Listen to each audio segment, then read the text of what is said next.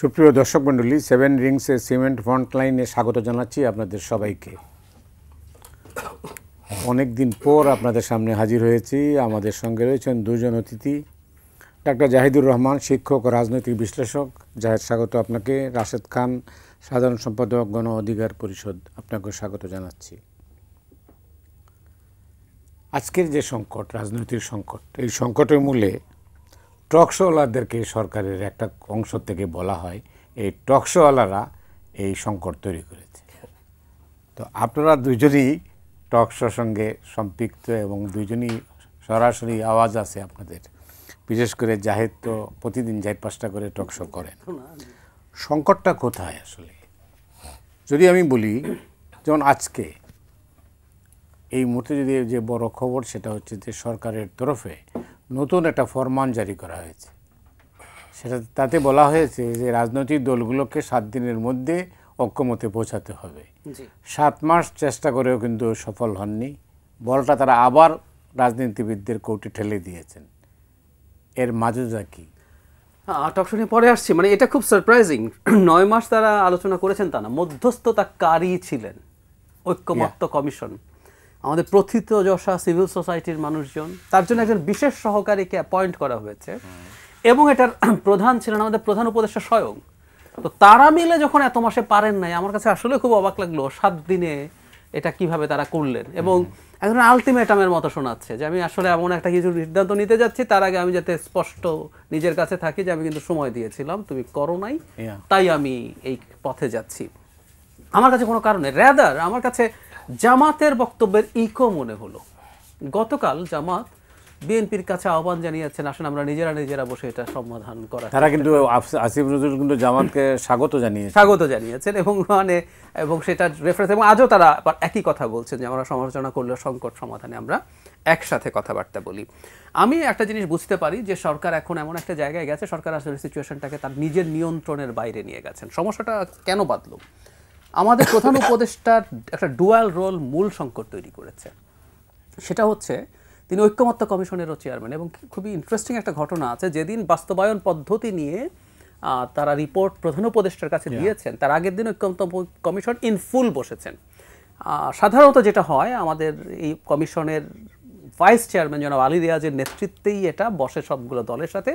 প্রধান উপদেষ্টা সম্ভবত সাকুল্যে 3-4 বার বসেছেন, কিন্তু তার আগে রিপোর্ট যে তারা দেবেন সেদিন সেটা তার কাছে প্রেজেন্ট করা হয়েছে। তিনি ওটা দেখেছেন, দেখে সিগনেচার করে ফাইনাল করেছেন। ফলে সরকার নিজে যে জটিলতা তৈরি করে ফেললো, এখন প্রধান উপদেষ্টা যিনি একটা সিদ্ধান্ত নিতে যাচ্ছেন, তিনি আবার একটা পক্ষে পরিণত হয়েছেন। কারণ ঐক্যমত্য কমিশন একটা নিউট্রাল জায়গায় থাকার কথা থাকলেও শেষ পর্যন্ত তারা আসলে নিজেদেরকে একটা পক্ষ হিসাবে হাজির করেছেন। কমিশনের তো ওনার চেয়ারম্যান হওয়া উচিত হয় নাই, একেবারেই উচিত হয় না। যদি তাদের এই ধরনের খেলার প্ল্যান থাকে, আমি খেলা শব্দটা কনসাসলি উচ্চারণ করছি, ওনারা একটা খেলা খেলতে যাচ্ছেন। খেলাটা আমি ধরতে পারি, সেটা হচ্ছে তারা মনে করেছেন কিছু চাপ প্রয়োগ করা হোক বিএনপির ওপরে, একদম স্পেসিফিকলি বিএনপির কাছ থেকে অন্তত একটা দাবি তারা অর্জন করতে চান। 2টা বলা হচ্ছে পত্রপত্রিকা, আর সেটা কি?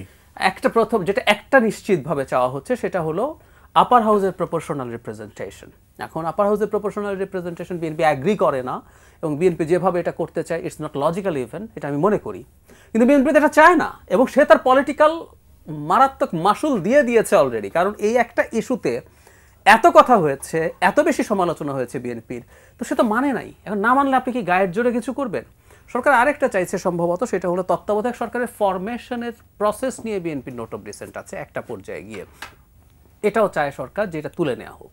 যদিও কেউ আমি অবাক হয়েছে, এনসিপির একজন নেতা এটাকে পোর্ট্রে করার চেষ্টা করছেন এভাবে যে তত্ত্বাবধায়ক সরকারের বিএনপির নোট অফ ডিসেন্ট আছে। এটা একেবারেই ভুল কথা। এটা একেবারে তত্ত্বাবধায়ক সরকার শেখ হাসিনাও চায়, ফর গডস সেক, আমরা তার বক্তৃতায় দেখেছি। বাংলাদেশে এখন এটার মতো ঐক্যমত্য আর কিছুতে নাই, সবাই চায়। সো ওইটা কিন্তু আমরা যদি সরিয়ে রাখি যে লিস্ট এটা করতে হবে, সেটার জন্য সরকার করলো কি এরকম, এই যে নোট অফ ডিসেন্ট ছাড়া আমি কিন্তু গণভোট দিয়ে দিচ্ছি, এই যে একটা আবার গেইর একটা, আমরা কথ্য ভাষা একটা শব্দ বলি না, ঠ্যাক দেয়া, মানে আপনি ঠ্যাক দিয়েছেন বিএনপিকে, এবং আমাদের প্রধান উপদেষ্টা এটার পার্ট হয়েছে। সেটা সবচেয়ে বড় প্রবলেম। প্রথম কথাটা হচ্ছে ঐক্যমত্য কমিশন এরকম রোল প্লে করতে পারে না, ফুল স্টপ। প্রধান উপদেষ্টা ডেইলি স্টার সম্পাদক মাহফুজ আনামের সাথে একটা ইন্টারভিউতে তার দায়িত্বে আসার উইদিন সাম মান্থস স্পষ্টভাবে ডেইলি স্টারের হেডলাইন ওটা করেছে, নিউজের ওটা ভিডিও পাওয়া যায়, যে কেউ দেখতে পারেন।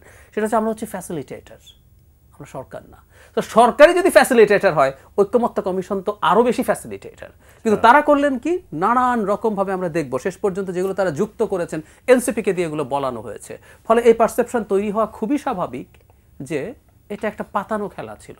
এনসিপি ওখানে যাবে না, না গিয়ে শর্ত দেবে এটা প্রধান উপদেষ্টা সাইন করতে হবে, নোট অফ ডিসেন্ট ছাড়া গণভোট হতে হবে। আমরা পরে তো সেগুলোই দেখলাম ওখানে এসে। এই যে খেলাটা হলো, এখন প্রধান উপদেষ্টা নিজে যখন সিদ্ধান্ত নিতে যাবেন, তার কি ইন্টিগ্রিটি থাকবে, তার কি নিউট্রালিটি আছে, সেই প্রশ্নটা আসবে। সেই জন্য আপনি যেটা বলছেন আমি একমত, যদি এরকম খেলার প্ল্যানই তাদের থাকতো, প্রধান উপদেষ্টার এই কমিশনের প্রধান হওয়া একেবারেই উচিত ছিল না। আমি আসছি টকশো সম্পর্কে পরে। রাশেদ, আপনি তো রাজনীতিবিদদের কোর্টে বল, এখন কি আপনারা খেলতে চাচ্ছেন নাকি খেলতে যাচ্ছেন না? খেলার জন্য তো পরিবেশ লাগে, সেই পরিবেশটা আছে বলে আমার কাছে মনে হচ্ছে না। আর এখন যদি আসলে দলগুলো নিজেরা খেলতে যায়, সেক্ষেত্রে আমার কাছে মনে হয় যে সমাধানের থেকে সংঘর্ষ বেশি বাড়বে। আজকে সরকার যে সিদ্ধান্ত নিয়েছে, আমার কাছে মনে হয়েছে যে এটা আসলে কোনো সরকারের সিদ্ধান্ত হতে পারে না। এক ধরনের শিশুসুলভ আচরণ। মানে একটা সরকার কি বলতে পারে যে আপনারা বসেন, আমরা তো দলগুলো কেন বসবো, তাহলে আপনারা কেন আছেন, আপনারা বিদায় নিলে তখন আমরা বসতে পারি। যখন 5 আগস্ট হাসিনার পতন হলো, এরপরে 8 আগস্ট পর্যন্ত দলগুলো কিন্তু দেশ চালিয়েছে 3 দিন, একে অপরকে সহযোগিতা করা, আলোচনা করা। তো এখন যেটি হচ্ছে যে সরকার আসলে মনে হয় যে কোনো একটা সংকট সৃষ্টি করতে চায়। এখন এই সংকটটা আসলে কিভাবে সৃষ্টি করবে, যদি দলগুলো নিজেদের ভিতরে সংঘর্ষে লিপ্ত না হয়, তাহলে তো আসলে সেই সংকট সৃষ্টি হবে না। দেখেন, যখন 1/11 বাংলাদেশে সংগঠিত হয়, তখন কিন্তু দলগুলোর মধ্যে এক ধরনের নানান ধরনের সংঘর্ষ, হাঙ্গামা ছিল। ঠিক একইভাবে আমার কাছে মনে হচ্ছে যে সরকার সেই হাঙ্গামা আবারও লাগাতে চাচ্ছে। মানে রেফারি থাকবে না মাঠে, 2টা টিম আমরা খেলবো, এটা কি খেলা? বরং আমরা তো জোর জবরদস্তি করব, তাই না? তো সেক্ষেত্রে এখন সরকার কোন দলের প্রতি আহ্বান রাখছে? জামাত ডাকলে কি সবাই যাবে, বা বিএনপি ডাকলে সবাই যাবে? আর ডাকার সেই পরিবেশটা আছে? এখন সবাই নির্বাচনমুখী। তো আমার কাছে মনে হয় যে সরকার ভুল করলো। সরকার বরং যদি মনে হয় যে কোনো একটি জায়গায় সিদ্ধান্ত নেওয়া দরকার, যদি মনে হয় যে বিএনপি জামাত সব থেকে বড় সিদ্ধান্ত নেওয়ার ক্ষেত্রে তাদের প্রয়োজন, এই দুটি দলকে নিয়ে বসতো, আলোচনা করতো। যদিও সরকার সবসময় বিএনপি, জামাত, এনসিপিকে গুরুত্ব দিয়েছে, তো এনসিপি সর্বশেষ কাল সম্ভবত প্রেস ব্রিফিং করে তাদের অবস্থান ক্লিয়ার করেছে যে সরকার যখনই গণভোট করুক তাদের কোনো আপত্তি নাই। তার মানে এনসিপির অবস্থান ক্লিয়ার। ভাই যেটি বললেন, আমিও সবসময় এটি বলি, দেখেন এনসিপি যে জুলাই জাতীয় সনদে স্বাক্ষর করলো না, এর পিছনে আসলে কি কারণ আছে? তো এখন কিন্তু প্রমাণিত যে স্বাক্ষর যে করে নাই, মূলত যেহেতু এনসিপি সরকার ঘনিষ্ঠ দল, তো সরকারকে তো কাউকে না কাউকে দিয়ে ফাংশন করাইতে হবে, মানে সরকার যেটা চায়। তো সেই কাজটি আসলে এনসিপিকে দিয়ে করিয়েছে। এমনকি তাদের প্ল্যান ছিল যে ওই অনুষ্ঠান যেহেতু আগে থেকে ঘোষণা দেওয়া, ওই অনুষ্ঠানটা বানচাল করা, এটা সরকারের ইন্ধনেই। তো যাই হোক, সর্বশেষ এখন যে ধরনের ঘটনা আজকে ঘটলো, এই ঘটনার পরে আসলে নির্বাচন হয় কি না সেটি নিয়ে সন্দেহ, সংশয় সৃষ্টি হয়েছে। আমার কাছে মনে হয় যে সরকারের উচিত হবে, যদি 2-3টা দলকে নিয়ে বসা লাগে, ঘরোয়াভাবে বসুক, বসে আলোচনা করে একটি সিদ্ধান্তে আসুক। বাট এইভাবে বল পাইপে দেওয়া যায় না, এখন সেই সময় না। ফেব্রুয়ারি মাসে আপনি নির্বাচন করবেন, আর এখন আপনার মাত্র 3 মাস সময় আছে। এই 3 মাসের মধ্যে আপনি কিভাবে এই ধরনের মানে দলগুলোকে একসাথে বসাতে আপনি উদ্যোগ না নিয়ে বলেন যে আপনারা বসেন, 1 সপ্তাহ আলটিমেটাম দেন? ইতিহাসের সব থেকে হাস্যকর আচরণ আমার কাছে মনে হয় আজকে যে আচরণ সরকার করলো, বা যে ধরনের আমাদেরকে খোলা মাঠে ছেড়ে দেওয়ার একটি চিন্তা তারা করছে, আমার কাছে মনে হয় যে ইতিহাসের সব থেকে একটি ওয়ার্স ডিসিশন। তাই? জি জাহেদ, তাইলে আপনার এটা যেটা বললেন, এটা মানে এইটা করার মধ্যে দিয়ে যে খেলাটা শুরু হলো, এটাতে নির্বাচন অনিশ্চিত হয়ে যেতে পারে। জাহেদের মার্কিট থেকে, রাশেদের কথা থেকে একটা ইঙ্গিত পাওয়া যায়। আমি দেখছি, এমন খেয়াল করুন, ব্যাপারটা যদি এইরকম দাঁড়ায় যে আপনি যখন এইরকম কথা বললেন যে 7 দিন পর আমরা আমাদের মতো করে সিদ্ধান্ত নেব, সম্ভবত কোনো সাংবাদিক জিজ্ঞেস করেছিলেন যে কোনো আলটিমেটাম কি, তারা বলছেন তারা এই ভাষাটা ব্যবহার করতে চান, এটা আসলে আলটিমেটাম। এখন এরপর যেটা দেবেন সেই সিদ্ধান্তটা তো আসলে কারো না কারো অপছন্দ হতে পারে। এখন সেই প্রেক্ষাপটে কি করা হবে, আমি এভাবে একটু সরাসরি বলে রাখি, বাংলাদেশে আওয়ামী লীগ নিশ্চয়ই অপারেট করবে না, এটা আমরা এখন পর্যন্ত সেরকমই আছে। বাংলাদেশের মাঠে এখন বিএনপি বা জামাত যে কোনো এক দল যদি মনে করে, বিএনপি হলে তো বটেই, এমনকি জামাতও যদি মনে করে সে নির্বাচনে পার্টিসিপেট করবে না তার কোনো দাবিতে, বাংলাদেশের নির্বাচন কিন্তু অনিশ্চিত হয়ে যাবে।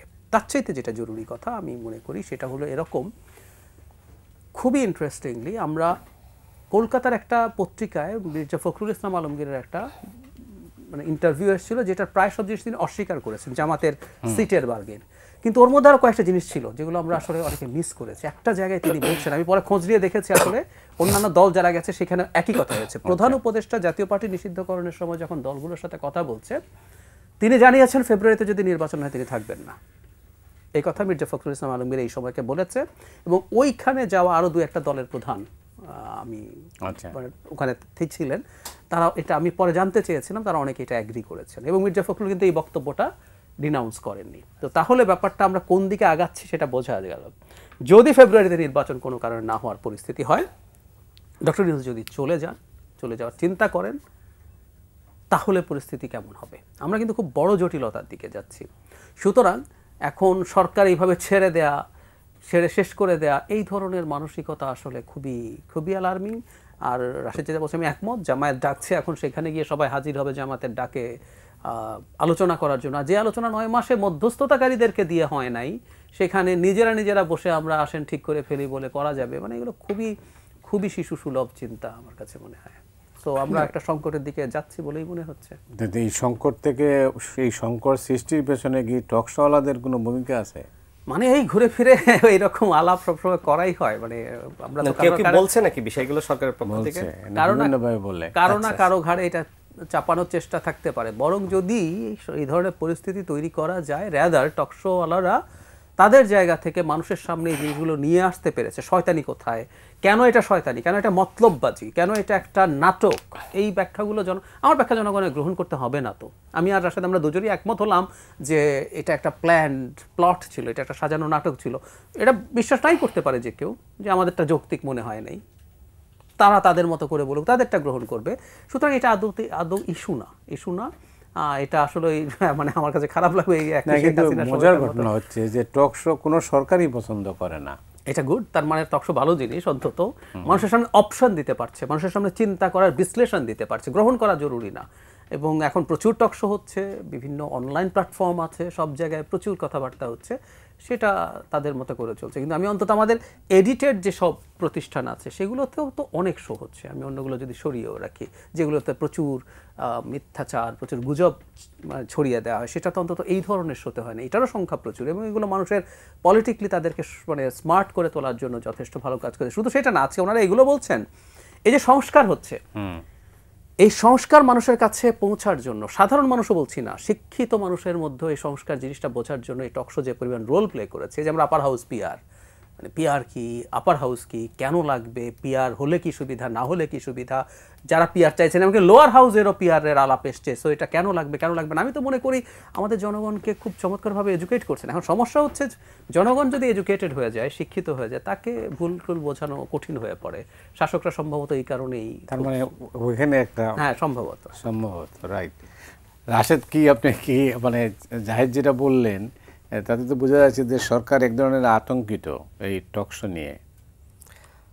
দেখেন, সরকারের প্রেস উইংয়ের পক্ষ থেকে যখন রয়টার্সকে নিয়ে প্রশ্ন তোলা হয়, তখন আসলে আর কি বলার আছে।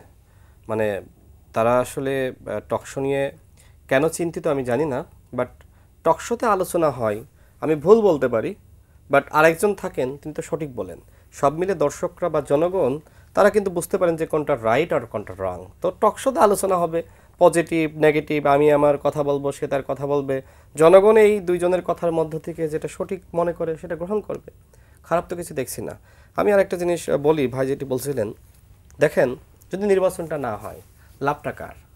লাভটা শুধুমাত্র পতিত স্বৈরাচারের এবং ভারতীয় আধিপত্যবাদী শক্তির। এর বাইরে বিএনপি, জামাত, এনসিপি, গণ অধিকার পরিষদ, নাগরিক ঐক্য, তাদের কোনো লাভ নাই। বরং সরকারের উচিত ছিল এটা আসলে সহজে সমাধান করা। এই সরকারের আকাঙ্ক্ষা শতভাগ সংস্কার। আচ্ছা, একটা মানুষ যে মাদকাসক্ত, আমি তো অনেকের সাথে কথা বলেছি, এ আসলে একদিনে ভালো হইতে পারে না, সময় লাগে। বা একটা মানুষ যে সিগারেট খায়, একে যদি বলেন যে তুমি একদিনে বন্ধ করে দেওয়া পারবে না, আস্তে আস্তে দেখবেন যে বন্ধ হয়। তো সংস্কার আসলে ধারাবাহিক একটি প্রক্রিয়া। সরকার বুঝতেছে না যে এইটা আমরা আসলে এই 14 মাস বা 1.5 বছরে আমরা এটা পুরোটা পারবো না। সরকারের কিছু ব্যক্তির আকাঙ্ক্ষা সব করতে হবে, মানে সব করতে হবে। আগামী সরকার আসলে কেউ কিছু করবে না। আজকে আমি আইজিপি মহোদয়ের একটি বক্তব্য শুনছিলাম, তিনি বলছেন যে আমাদেরকে বলা হয় যে আপনারা সব করে যান, পরবর্তীতে যে সরকার আসবে সেসব করবে না। আচ্ছা বুঝলাম যে তারা সব করে গেল, তাহলে পরবর্তীতে যে সরকার আসলো সে আবার সব ধ্বংস করে দিল, তখন কি হলো? তার লাভটা কি? এই যে আমরা পারস্পরিক আস্থা এবং বিশ্বাস নাই, এটা আসলে আমাদের জন্য খুবই ক্ষতিকর। আগামী নির্বাচনটা না হইলে আওয়ামী লীগ ফিরবে, এবং আওয়ামী লীগ যদি সচরাচর ফিরে, তো সেক্ষেত্রে এই যে উপদেষ্টা পরিষদে যারা আছে, সরকারে যারা আছে, তারা কি ভালো থাকবে? সরকারের মধ্যে কতিপয় উপদেষ্টা নির্বাচন চায়নি, যেটা আমি অসংখ্য টকশোতে বলেছি, যে তারা চেয়েছে যে এই সরকারকে কোনোভাবে আসলে 5 বছর রাখা যায় কিনা। তো আমার কাছে মনে হচ্ছে যে তাদের স্বপ্ন এখনো পর্যন্ত রয়ে গেছে। মাঝখানে মনে করেছিলাম যে এই উপদেষ্টা পরিষদের এই অংশটা বা সরকারের এই অংশটা হয়তো দুর্বল হয়েছে, বাট আমার কাছে মনে হচ্ছে না, তাদের সাথে আরও অনেক শক্তি যুক্ত হয়েছে, যে কারণে আজকে এনসিপিকে দিয়ে স্বাক্ষর করাচ্ছে না। কিন্তু এনসিপির নেতৃবৃন্দ যতটা না আসলে খুশি হচ্ছে, তার থেকে জামাত নেতৃবৃন্দ যারা স্বাক্ষর করে আসলো তারা সব থেকে বেশি খুশি হচ্ছে। কারণটা কি?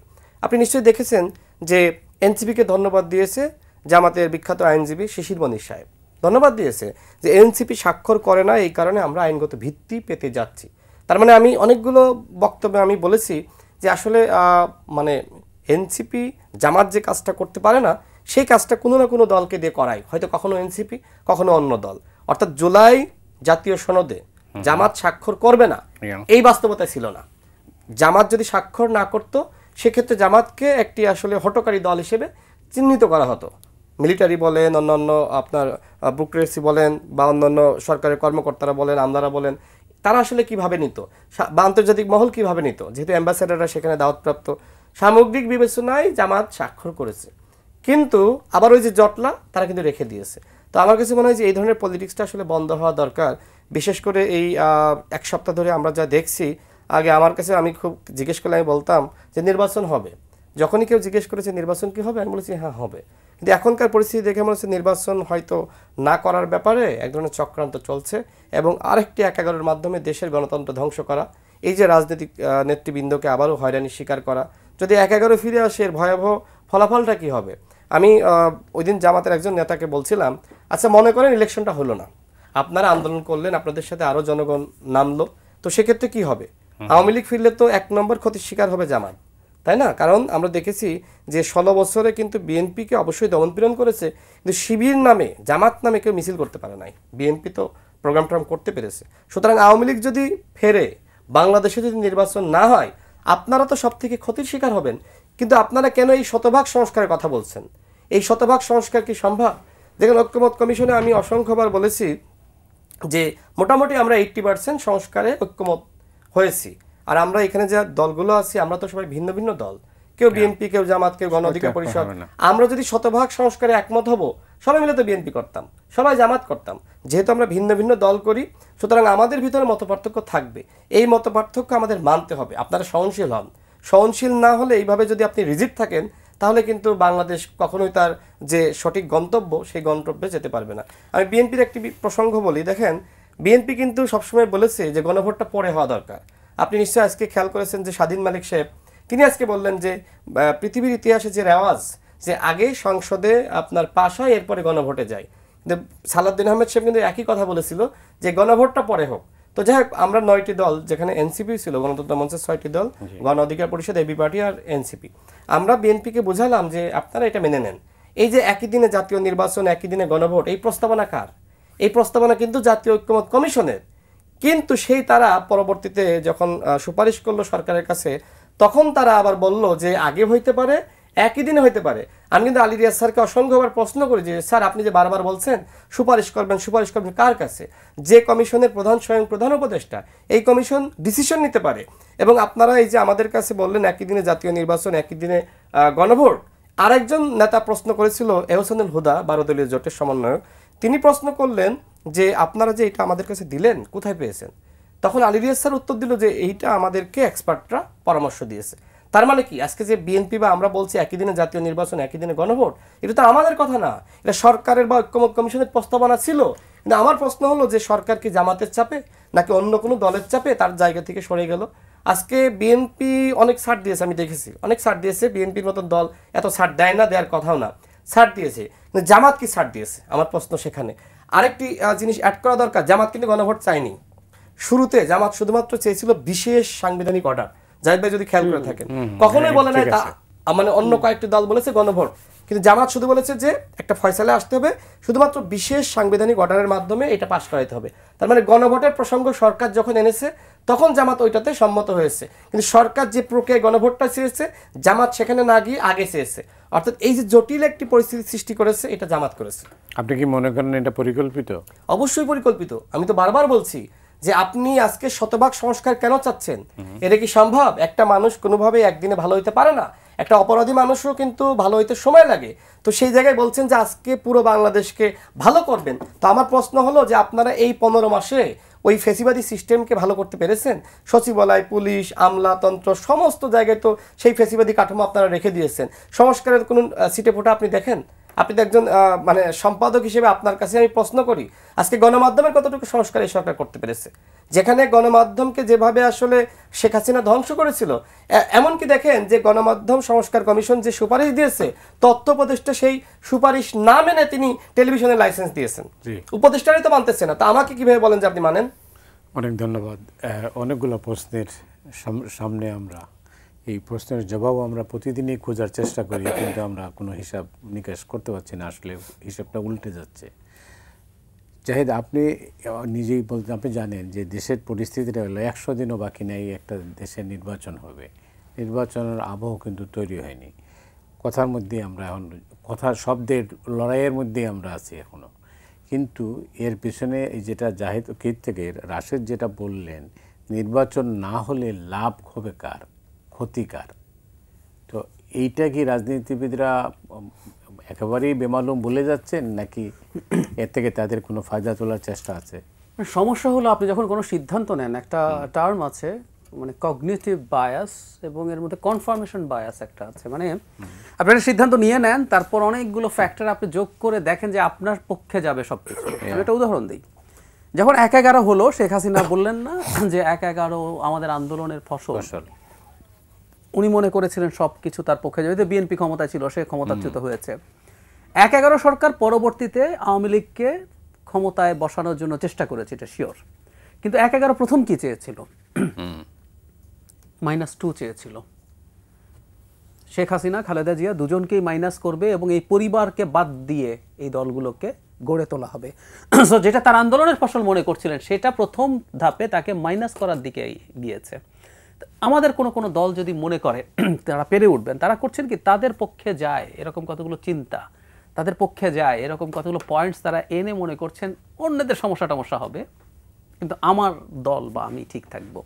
কিন্তু দিনের শেষে আসলে এটা হয়ে ওঠে না, এটা আসলে হয়ে ওঠে না। আমি মনে করি এই রকম পরিস্থিতি যদি হয়, সেটাতে কেউ ভালো থাকবে না। জনগণ তো বটেই, সবার আগে জনগণ সাফার করবে, রাজনৈতিক দলগুলো নানা রকম। কিন্তু যে খেলায় কেউ জিতবে না, তাহলে তো কেউ না কেউ তো জিতবে। জি, ওই পক্ষের কাছে কি আমরা আবারও আত্মসমর্পণ করব?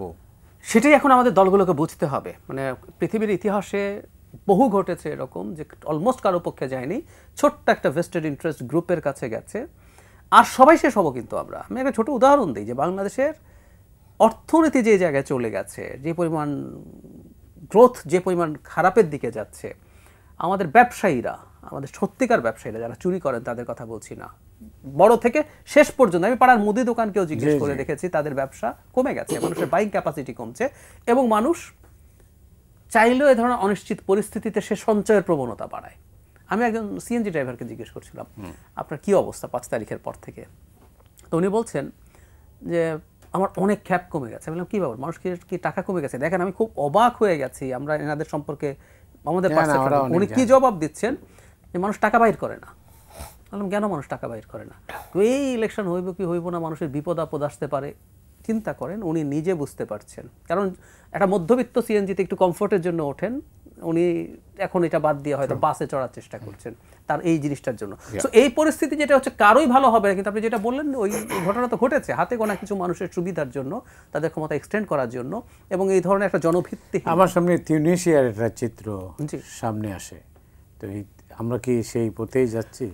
আমি এখন পর্যন্ত মনে করি, আমার ধারণা, আমার বিশ্বাস, বাংলাদেশে শেষ পর্যন্ত আসলে এই নির্বাচন হবে না, এটা কেউ অ্যাফোর্ড করতে পারবে না, কোনোভাবেই সম্ভব না। অর্থনীতি আমাদের একটা টাইম সেট করে দিচ্ছে, যে ক্ষমতা নিবে সেই দেশ চালাতে পারবে না, এবং মানুষ রাস্তায় নামলে আপনি আর ওকে থামাতে পারবেন না। শেখ হাসিনা তার সর্বোচ্চ শক্তি প্রয়োগ করে পুলিশ, বিজিবি, এরপর সেনাবাহিনীও নামিয়েছেন। ঠিক এটা এই দিনকার ঘটনা। 10-15 বছর 20 বছর পর আপনি আবার ভুলে যাবেন, আবার এটা পারবেন। সো মানুষ রাস্তায় নেমে গেলে আপনি কি করবেন? সুতরাং আমি মনে করি না কেউ যদি নেয়ও, কিন্তু মানুষ আর কতবার নামবে? আবার নামবে কেন বলছি, 70 সন থেকে 1970 থেকে আজকে 2025 পর্যন্ত নির্বাচনের জন্যই তো আমরা লড়াই করছি। ফাইন, কিন্তু আমি বলছি যদি কেউ এই চেষ্টা করে, মানুষ যদি নামে, অল্প মানুষ লাগবে। ঢাকা শহরের একটা মোড় যদি সে দখল করে ফেলে, বা আমি যদি বলি পলিটিক্যাল পার্টিগুলো যদি মাঠে নামে, তারা গুলি করে মানুষকে মেরে টেরে সব আবার ক্ষমতায় থাকা যাবে এই শেখ হাসিনা পালানোর 1-1.5 বছরের মধ্যে? It's totally impossible. এটা কি এমন নয় যে রাজনীতিবিদরা এক হতে পারলেন না, আমার সামনে আর বিকল্প নেই? আমি যদি বলি তারা এরকম ঘটনা ঘটলো, এরপর রাজনীতিবিদরা আবার মাঠে নামলো, কি করবেন? গুলি করবেন? এটা সম্ভব? আমি মনে করি না আসলে এটা সম্ভব। সেই জন্য আমার মনে হয় কোনো একটা পর্যায়ে এটা হয়ে যাবে। এখন যেটা হয়েছে, রাজনৈতিক দলগুলো প্রত্যেকে নির্বাচনের আগে একটা বিজয় নিয়ে যেতে চাই। মূল ঘটনা আসলে এটা, যে একটা বিজয় নিয়ে যেতে চাই। আমাদের ইতিহাসে এ পর্যন্ত যত অন্তর্বর্তীকালীন বা তত্ত্বাবধায়ক সরকার হয়েছে, তারা রাজনীতির মধ্যে অংশ নেননি। এটা তো একটা বিচিত্র এবং অভিনব একটা সরকার, যে সরকার রাজনীতির এই মারপেচের মধ্যে ঢুকে নিজেদের অস্তিত্ব বিপন্ন করে। নিশ্চয়ই, এবং খুবই ইনএফিশিয়েন্টলি। মানে আপনি রাজনীতি যদি এফিশিয়েন্টলিও করতেন, আমরা একটু আগে বলছিলাম, ধরুন ঐক্যমত্য কমিশন দিয়ে সরকার রাজনীতি করবে, প্ল্যান আছে। আপনাকে এই প্ল্যান দিতে গেলে আপনি প্রথমেই বলতেন ডক্টর ইউনূস ঐক্যমত্য কমিশনে থাকার দরকার নেই। সহজ, কমন সেন্স, কিন্তু সেটাও করছেন না, খুবই আনস্মার্টলি রাজনীতি করছেন, সেটা প্রবলেম। অনেক ধন্যবাদ রাশেদ, আপনার কাছে আসছে। আমি একটা ছোট্ট বিরতিতে যাচ্ছি, ফিরছি খুব তাড়াতাড়ি। দর্শক আমাদের সঙ্গেই থাকুন।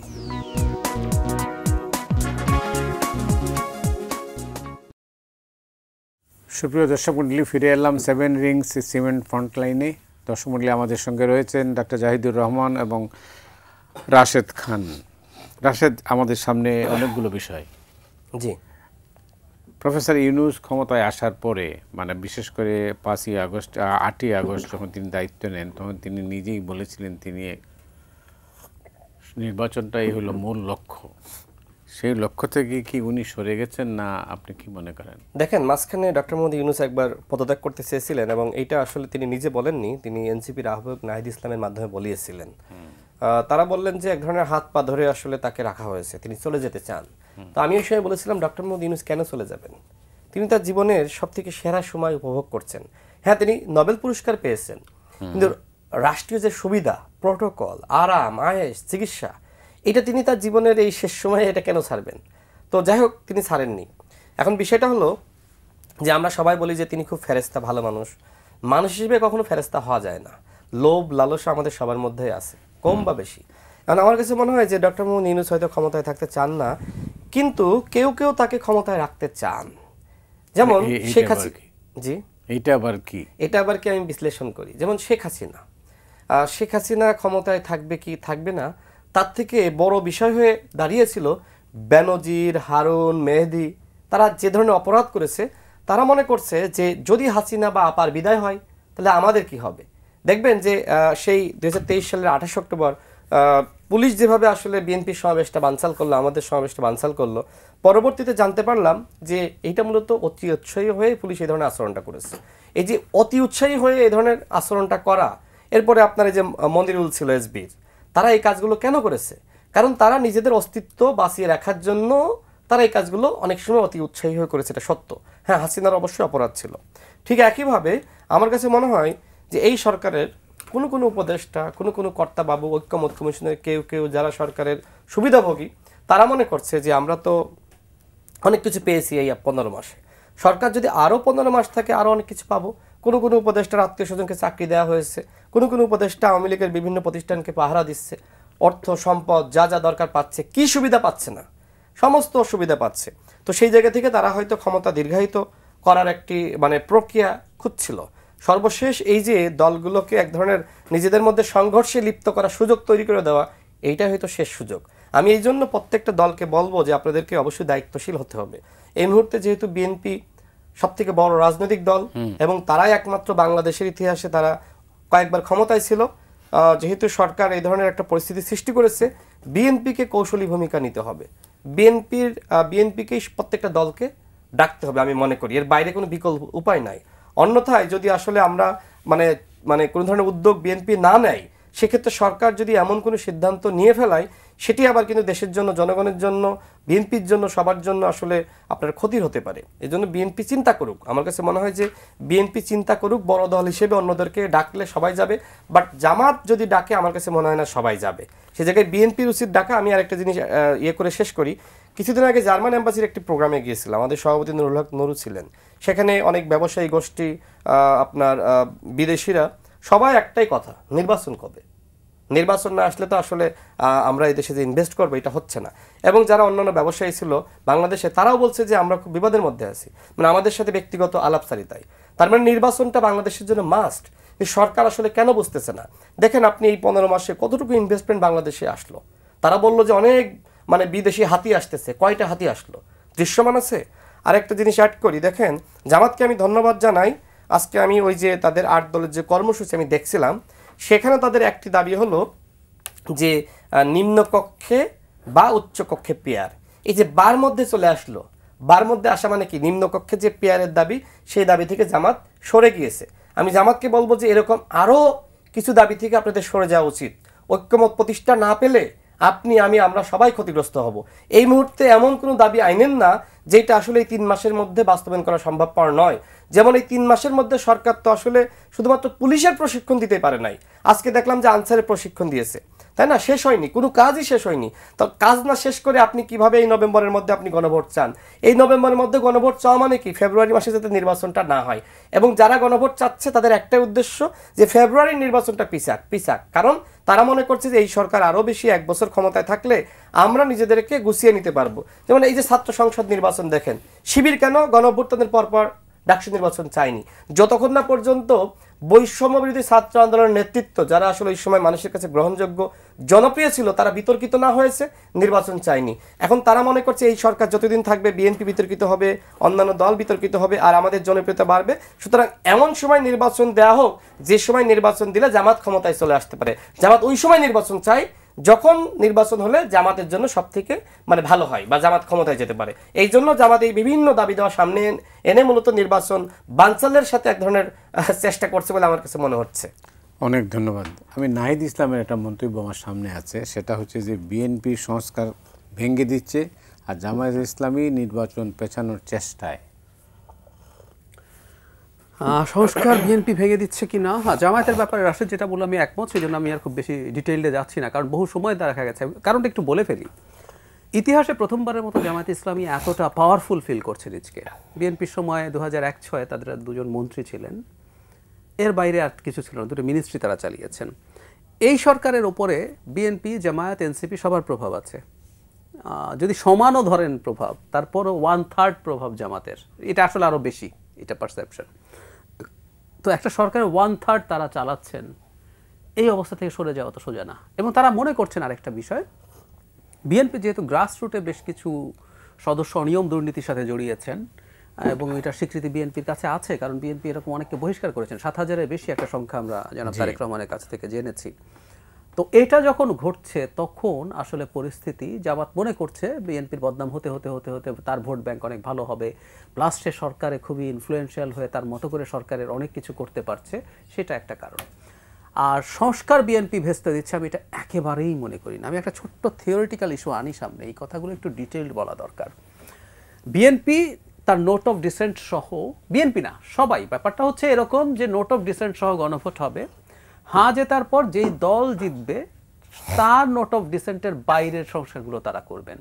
তো বিএনপি সংস্কার চায় না, বিএনপি খারাপ, বিএনপি চাঁদাবাজি করে, বিএনপি টেম্পো স্ট্যান্ড একটা টার্ম ইউজ করছে। তো বিএনপির তো নির্বাচিত হওয়ার কথা না, তাই তো? রাইট। জনগণ সংস্কার চায়, জনগণ নতুন বন্দোবস্ত চায়, জনগণ সৎ মানুষের রাজনীতি চায় তো। আর যারা ব্যাংক দখল করতে চায় তাদের কথা তো কেউ বলছে না। বলছে না, হ্যাঁ।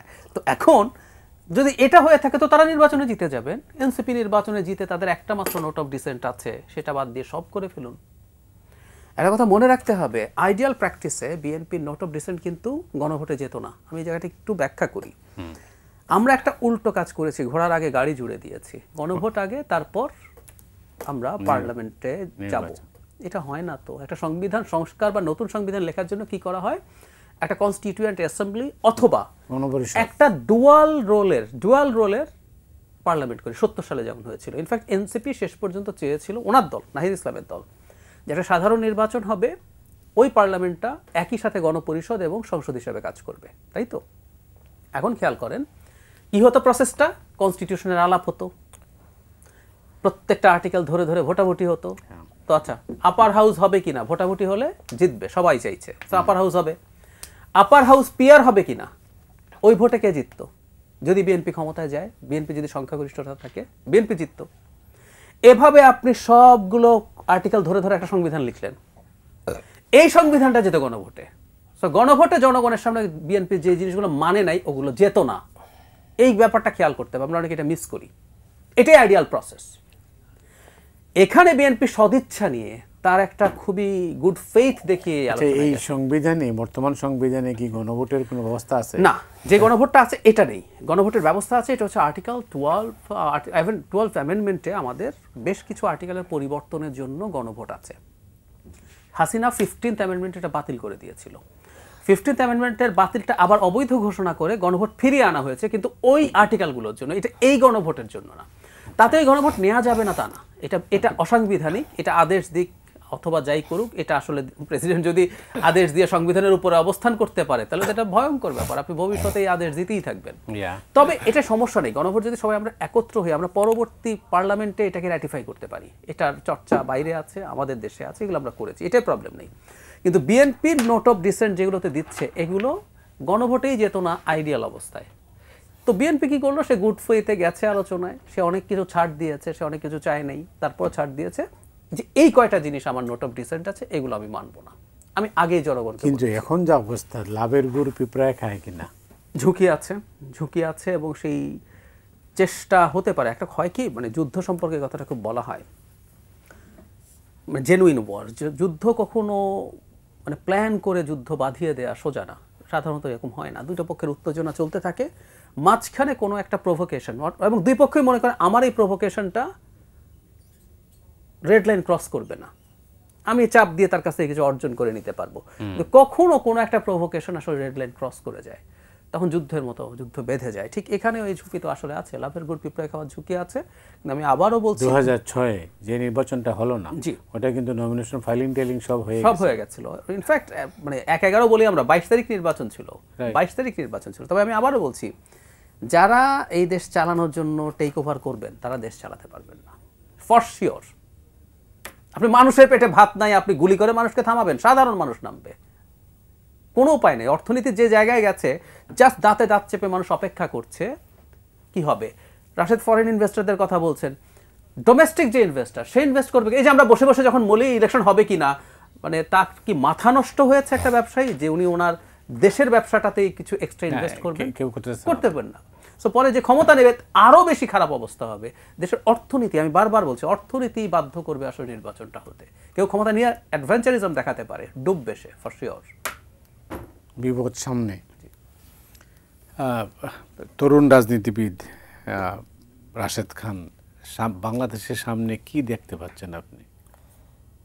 আমি বাংলাদেশের সামনে যেটি দেখছিলাম যে গণতন্ত্র, ন্যায় বিচার এবং একটি উন্নত সমৃদ্ধ রাষ্ট্র, যেটা হয়তো আমরা প্রতিষ্ঠা করতে পারবো। বিশেষ করে তরুণরা যেভাবে আসলে জীবন দান করলো, কোনো মোহ লোভ তাদেরকে আটকাইতে পারে নাই। একটা গুলি করেছে, একজন মারা গেছে চোখের সামনে, বাকিরা কিন্তু মাঠ ছাড়ে নাই, বাকিরাও কিন্তু আবার ফাইট করেছে, প্রতিরোধ করেছে। তো সেই জায়গায় অনেক স্বপ্ন দেখেছিলাম যে অনেক কিছু হবে, কিন্তু সমস্যাটা হলো যে সরকার গঠনের প্রক্রিয়া এবং পরবর্তীতে সরকারের যারা উপদেষ্টা হলো তাদের মানসিকতা এবং তাদের রাষ্ট্র পরিচালনা, এগুলো দেখে মনে হলো যে আসলে ওই পরিবর্তনের স্বপ্নটা অনেকটা ফিকে হয়ে গেল। দেখেন, আমাদের যারা আসলে মানে উপদেষ্টা হলো, একজনের উদাহরণ দিই, নাহিদ ইসলাম। তিনি ওই দিন 5 আগস্ট সম্ভবত তিনি প্রধান উপদেষ্টাকে কল করলেন। কল করার পরে তিনি বললেন যে বর্তমান রাষ্ট্রপতিকে বহাল রেখে অন্তর্বর্তীকালীন সরকার গঠন এবং সেই সরকারের প্রধান আপনি হবেন। সেই বক্তব্য আমার কাছে মনে হয় ভাইও শুনেছে, সবাই শুনেছে। অর্থাৎ এই যে রাষ্ট্রপতি যাকে নিয়ে এখন বিতর্ক সৃষ্টি করছেন, যদিও তিনি আসলে হাসিনার সময় নিয়োগপ্রাপ্ত এবং তার অনেক বিতর্ক আছে, তারপরেও তাকে যে বহাল রাখা হলো, কে রাখলো? নাহিদ ইসলামরা। তাদের টিম, আমরা না, কিন্তু বিএনপি না, অন্য কোনো দল না। ওই সময় যদি বলা হতো, বিশেষ করে যারা গণ অভ্যুত্থানের একদম সম্মুখ যোদ্ধা, তারা বলতো যে এই রাষ্ট্রপতি থাকবে না, আমরা নতুন রাষ্ট্রপতি চাই, যে কোনো আলোচনার মাধ্যমে হতে পারতো। তো সেই রাষ্ট্রপতির হাতে তারা শপথ নিল 8 আগস্ট।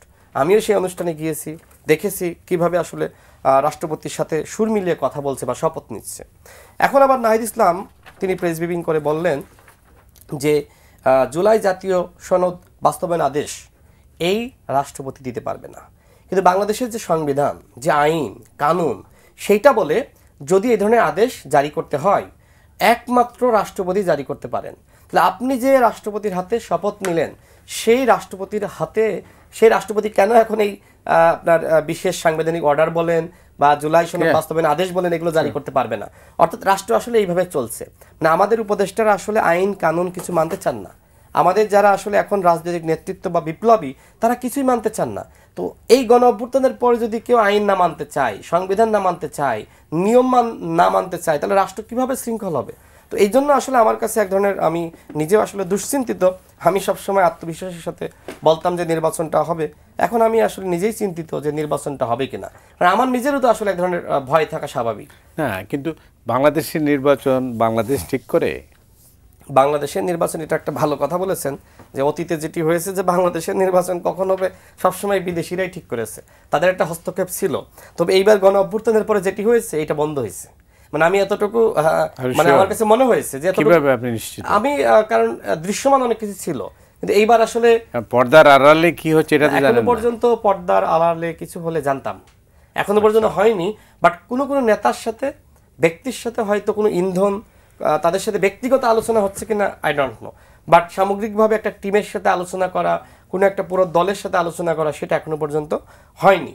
বাট ভাই যেটি বললেন যে নির্বাচন একটা সময় না একটা সময় সরকার দিতে বাধ্য হবে, কিন্তু এই যে স্বাভাবিক প্রক্রিয়ায় যে নির্বাচনের চিন্তাটা প্রত্যাশা আমি করতেছি, এইটা তো হওয়ার সম্ভাবনা কমে যাচ্ছে। একটা সময় না, আমি ফেব্রুয়ারিতেই নির্বাচন হবে মনে করি। না, আমিও সেটা চাই না। আমার কথা হলো যে ধরনের ক্যাসাল সরকার বাঁধিয়ে দিয়েছে আমাদের মধ্যে, এই অবস্থায় নির্বাচন নিয়ে তো দুশ্চিন্তা সবার মধ্যে আছে, তাই না? তো আমি কেন দুশ্চিন্তায় থাকবো? না, কিন্তু পরিবর্তনের অংশীদার কি শুধু স্থানীয় রাজনীতি আর বা ছাত্ররা সব মিলে, নাকি অন্য পক্ষেরও মানে হিস্সা আছে? না, হিস্সা তো আছেই। যেমন বন্দর নিয়ে, করিডোর নিয়ে যে আলোচনা হলো, সেন্ট মার্টিন নিয়ে আলোচনা আছে, অন্য পক্ষের তো অবশ্যই হিস্সা আছে। আমি একটা উদাহরণ, সমাধানটা তো অন্য জায়গায়, অন্য জায়গায় তো আছে। একটা কথা বলি, দেখেন আওয়ামী লীগের 2-1 এমপি জামিন পেল। এখন আমি ভিতর থেকে জানতে চাইলাম যে কিভাবে জামিন পেল। শুনলাম যে এটা আসলে আপনার যাদের কথা আপনি বলতেছেন, যে বিদেশিদের পক্ষ থেকে বলা হয়েছে তাদেরকে জামিন দেওয়া হোক, এবং এক্ষেত্রে সরকারের প্রভাবশালী উপদেষ্টারা এর সাথে জড়িত, মানে তাদেরকে নির্দেশ দিয়েছে। তো আপনি যেটা বললেন এটাও ঠিক আছে, যে বিদেশিরা আসলে কি চায়, কোন রাষ্ট্র কি চায়, এটা নিয়ে অনেক আলাপ আলোচনা আছে। বাট আমার কাছে মনে হয় যে এইবার ওইটা খুব বড় পরিসরে প্রকাশ্যে, অতীতে যেভাবে হয়েছে এইবার পারবে না। রাশেদ, আমি জানি না এটা। আমি আবার একটু একটা জায়গায় একটু দ্বিমত আছে, সেটা হলো এটা পারার কথা ছিল না। সমস্যা হচ্ছে এখন আমরা তো আমাদের মধ্যে ফাইট করা শুরু করেছি। যখন আমরা নিজেদের মধ্যে ফাইট করতে থাকবো, আমাদের ওই যে সলিডারিটির যে শক্তিটা ছিল, সেই শক্তিটা কিন্তু এখন ক্ষয়িষ্ণু। এই সময়ের মধ্যে আসলে তৈরি করা হয়েছে, হ্যাঁ তৈরি করা হয়েছে পরিকল্পিতভাবে, যাতে অন্য খেলোয়াড়রা এখানে তারা সুযোগটা পেয়ে যায়। ওরা সুযোগটা তৈরি করছে, এটা করলেই সুযোগটা তাদের জন্য পাওয়া সহজ হবে। সো এটা একটা প্ল্যানের পার্ট, এটা মনে করা যথেষ্ট যৌক্তিক কারণ আছে। আমাদের মতো দেশগুলোতে ফরেন প্লেয়াররা এভাবে খেলে, আর বিশেষ করে বাংলাদেশের মতো দেশে ভূ রাজনীতির একটা খেলা হতো খুব জরুরি। বাংলাদেশের জিওপলিটিক্যাল যে অবস্থান, সামনে পৃথিবী যেভাবে মানে পাল্টে যাচ্ছে, চায়নার রাইজ হচ্ছে, আমরা অনেক কথা বলেছি এগুলো নিয়ে, যে এখানে সাউথ চায়না সিকে কেন্দ্র করে আমেরিকার যা প্ল্যানিং আছে, চায়নার যে এমার্জেন্সি। এটা যদি আমরা আরো পরিষ্কার করি, যারা ক্ষমতায় যাবেন ভবিষ্যতে, তাদেরকে কিছু বিষয় ক্লিয়ার করতে হবে, জনগণের কাছে না, তাদের কাছে। আমি একটা কথা একটু খুব খারাপ শোনাবে, তারপরও বলি, আমাদের মতো একটা ছোট দুর্বল দেশের 100% সভারেন্টি আছে কিনা এটা নিয়ে আমার দ্বিধা আছে। তাহলে তো আপনার মনে আমার সাথে একমত হওয়ার কথা। আপনি যে বললেন যে ফেব্রুয়ারি মাসে নির্বাচনটা হচ্ছে বলে আপনি মনে করেন, আপনি আত্মবিশ্বাসী, তাহলে এই ফরেন প্লেয়াররা যদি খেলা শুরু করে এই সুযোগে আমাদের মধ্যে যে বিভাজন, তাহলে নির্বাচনটা নিয়ে অনিশ্চয়তা কি আসলেই তৈরি হয় না? না, আমার কাছে মনে হয় না কি এটা করে তারা আসলে যারা নির্বাচন করবে তাদের সাথে নেগোশিয়েট করবে। না, এটা আপনি একটু বলেন।